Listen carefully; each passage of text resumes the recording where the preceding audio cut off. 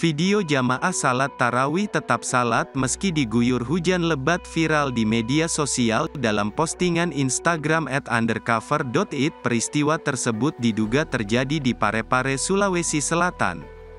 Dalam video tersebut terlihat sejumlah jamaah tetap melanjutkan salat tarawih meski diguyur hujan deras. Dalam video itu juga nampak puluhan jamaah lain sedang berteduh sambil menyaksikan jamaah yang sedang kehujanan dan merekamnya. Sontak saja peristiwa tersebut menuai pro dan kontra di kalangan netizen. Tidak sedikit netizen menyayangkan peristiwa tersebut dan mempertanyakan kesucian perlengkapan sholat yang diguyur hujan deras.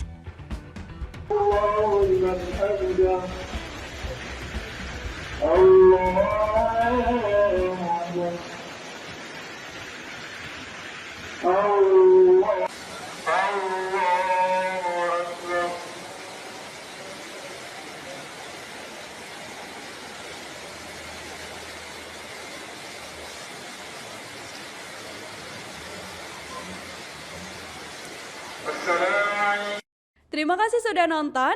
Jangan lupa like, subscribe, dan share ya.